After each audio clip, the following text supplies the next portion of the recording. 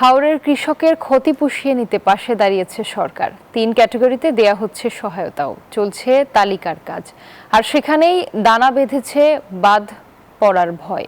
ক্ষতিগ্রস্তরা বলছেন কৃষি বিভাগ স্থানীয় জনপ্রতিনিধিদের সহায়তায় তালিকা করছেন এবং তা সরেজমিনে যাচাই বাছাই হচ্ছে না। এদিকে প্রকৃত ক্ষতিগ্রস্ত কেউ বাদ পড়লে কঠোর ব্যবস্থার হুঁশিয়ারি জেলা ত্রাণ ও পুনর্বাসন বিভাগের। শ্রীকান্ত গোপের পাঠানো তথ্যচিত্রে ডেস্ক রিপোর্টে বিস্তারিত। পাহাড়ি ঢল আর টানা বৃষ্টিতে হবিগঞ্জ জেলার প্রায় 11,500 হেক্টর জমির বোরো ফসল পানির নিচে। আকস্মিক এই বন্যায় ভয়াবহ ক্ষতির মুখে পড়েছেন কৃষক। আর্থিক ক্ষতির পরিমাণ প্রায় 350 কোটি টাকা হবে বলে জানায় কৃষি বিভাগ। কেউ একাল করছে, কেউ দেড়াল জায়গা করছে, খাড়াইছে, কয়েকটা গৃহস্থ একদম খাড়াইছে, মনে আমি একদম নীল।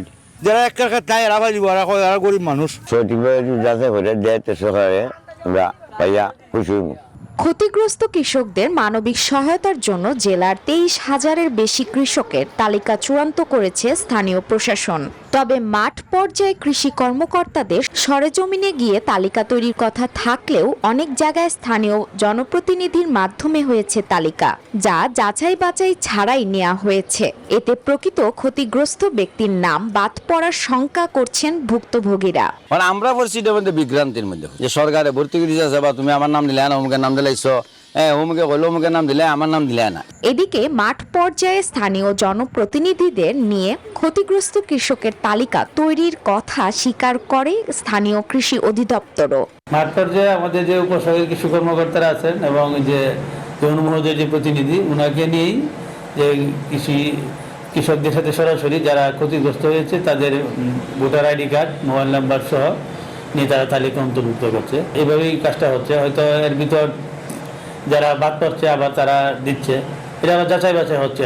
এদিকে প্রকৃত ক্ষতিগ্রস্ত কৃষকের বাইরে কেউ তালিকায় থাকলে কঠোর ব্যবস্থার হুঁশিয়ারি দেন এই কর্মকর্তা। ক্যাটাগরি অনুযায়ী ক্ষতিগ্রস্ত কৃষকের তালিকা প্রণয়নের কাজ চলমান রয়েছে। আশা করি আমরা আগামী রবিবার বা আগামী সোমবারের মধ্যে সেই তালিকাটা আমরা পেয়ে যাব। পেলেই আমাদের যেই মানবিক সহায়তা কার্যক্রম সেটা অতি শীঘ্রই শুরু হবে। সরকার ইতিমধ্যে ক্ষয়ক্ষতির মাত্রা হিসেবে কৃষকদের 3টি শ্রেণীতে ভাগ করেছেন। সর্বাধিক ক্ষতিগ্রস্ত কৃষকরা পাবেন মাসিক 7,500 টাকা ও 20 কেজি চাল। মাঝারি ক্ষতিগ্রস্তরা পাবেন মাসিক 5,000 টাকা ও 20 কেজি চাল। আর আংশিক ক্ষতিগ্রস্ত কৃষক পাবেন মাসিক 2,500 টাকা ও 20 কেজি চাল।